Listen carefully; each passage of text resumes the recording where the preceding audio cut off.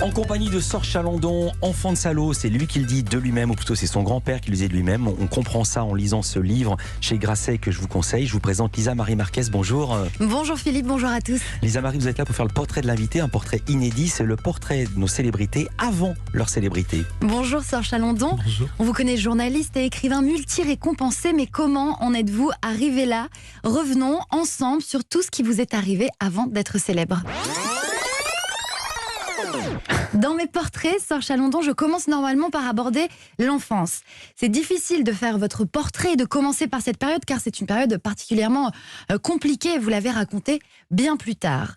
Alors avançons le curseur si vous le voulez bien. Vous avez grandi à Lyon et vous avez développé très jeune un goût pour l'écriture. À 15 ans, Sor Chalandon, vous tapez sur la machine à écrire de votre maman. 2 livres. Le premier, Dans la main du diable, un polar avec un trésor caché qui se termine par la phrase « Et il se jeta dans les flammes en criant ».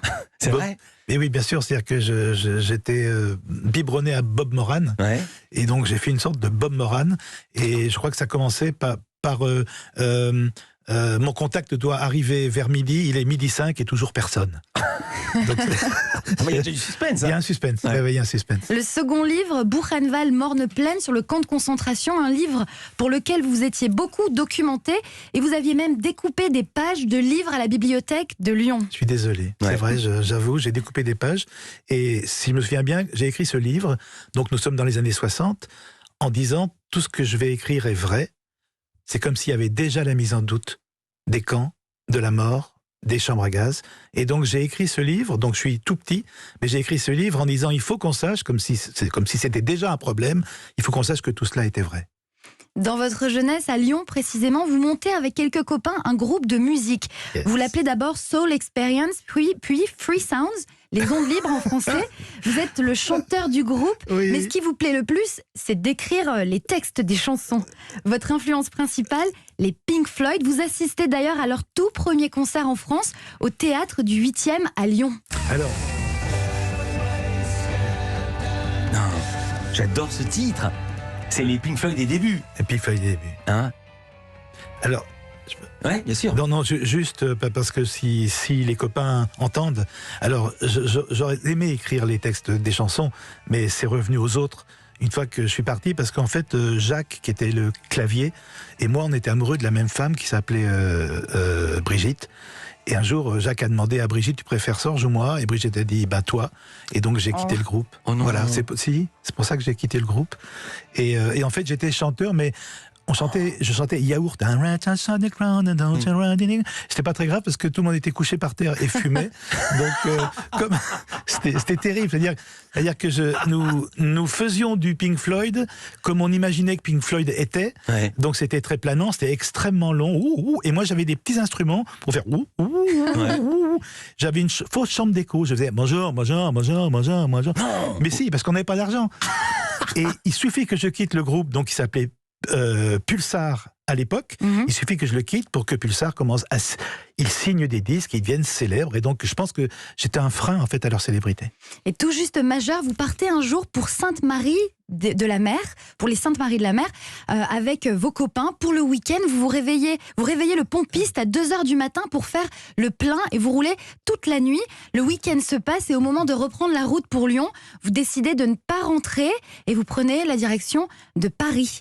Mais votre installation dans la capitale n'est pas évidente. Vous vous retrouvez sans domicile fixe. Vous enchaînez les petits boulots comme classer des fiches au Crous ou charger des fruits et légumes aux Halles. Et puis un jour, près de la gare de Lyon, vous rencontrez un groupe de jeunes qui crient non au racisme anti-jeune et qui vendent le journal militant La Cause du Peuple. Vous fréquentez le cercle, ça vous donne un cadre de réflexion. Une chanson marque cette époque, je crois que vous la connaissez par cœur. Cette chanson, c'est Nous sommes les nouveaux partisans par Dominique Grange. Écoute, les nouveaux partisans, francs-tireurs de la guerre de classe, le camp du peuple est notre camp. Je précise Nous qu'on n'a sommes rien les préparé nouveaux et que Sor Chalandon ne partisans. savait absolument Non. pas ce qu'il attendait. Mais non, Un peu plus tard, vous rejoignez un nouveau journal, Libération.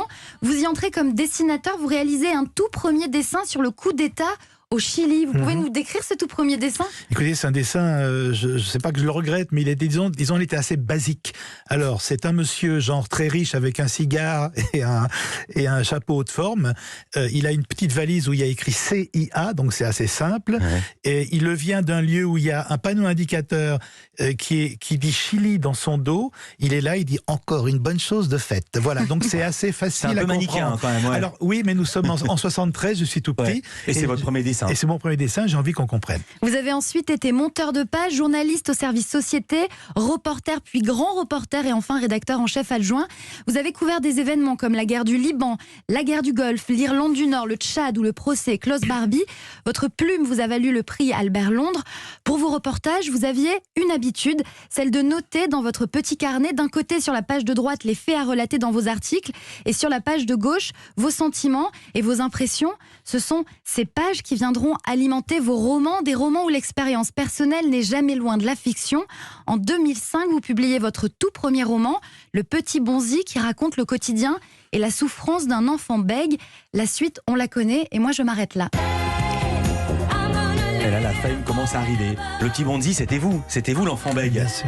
On va en parler. Merci beaucoup, Lisa Marie. Merci, vous racontez Lisa Marie. Ceci, vous étiez ému, hein, puis le coup du groupe. Ému, non, mais et les Saintes Maries de la Mer, vous en reveniez pas. Mais surtout, je pense qu'il y a des balances, il y a des traîtres qui ont informé. On va beaucoup en parler parce que la traîtrise, c'est un sujet qui irrigue toute l'œuvre de Sir Chalandon. On parlera aussi de cet Irlandais qui était dans l'IRA et qui vous a trahi. Ouais. Juste un mot au sujet de l'enfance. Vous racontez ceci dans ce livre, page 65. Depuis toujours, mon père me frappait. Il avait soumis son enfant comme on dresse un chien. Lorsqu'il me battait, il hurlait en allemand. Pourquoi en allemand ? Pourquoi en allemand? Et où l'avait-il appris? Je l'ai compris après. C'est qu'en fait, il parlait allemand et il a appris allemand. Il a appris l'allemand au contact de l'ennemi. Donc il n'était pas si mytho que ça. C'est ça qui est complètement dingue. C'est ça qui est très, très compliqué. Mais c'est qu'il y a plein de choses vraies, plein de choses fausses. Voilà. Mais ce qui est bouleversant, si vous relisez, je vous demande pas de tout relire, mais il y a des étudiants qui travaillent donc sur ces textes et qui ont retrouvé que dans Retour à Killybegs, ce qui est sur l'Irlande, sur mon traître, la première phrase du livre Retour à Killybegs, c'est lorsque mon père me battait, donc ça se passe en Irlande, hein, il hurlait en anglais, comme s'il ne voulait pas mêler notre langue à ça. Et quand j'ai écrit ça... Mais oui, attends, je vais retrouver la phrase, et vous saviez pas que vous allez la réécrire, vous avez fait exprès ou pas? Et là, je l'ai fait exprès, parce qu'enfin, je pouvais dire qu'il hurlait non pas en anglais, parce que c'est pas un roman, mais en allemand. Voilà. Et donc cette phrase-là, qui ouvre Retour à Killybegs, comment est-ce qu'un père frappe son enfant sans mêler sa langue à ça? C'était en anglais pour les Irlandais et c'est devenu en allemand pour les Français parce que c'était la réalité. La question que tout le monde se pose, comment votre père a-t-il fini sa vie? Il est mort en hôpital psychiatrique, sanglé sur un lit, à l'hôpital du Vinatier à Lyon. C'est-à-dire que le Vinatier à Lyon, lorsqu'on est à l'école primaire, les enfants entre eux disent « Bah, tu vas aller au Vinatier ». Voilà, c'est le Vinatier. Et il est mort... parce qu'un jour, ça a été trop, il s'est promené sur le palier à moitié nu, il a fait peur à tout le monde, et on l'a mis là en sachant qu'il ne reviendrait pas. Et là, vous avez commencé ensuite à écrire des livres en changeant vos sujets. Vous restez avec nous, Sir Chalandon, Lisa Marie Marquez, je vous dis bravo, je vous dis à demain. À demain. Culture Média.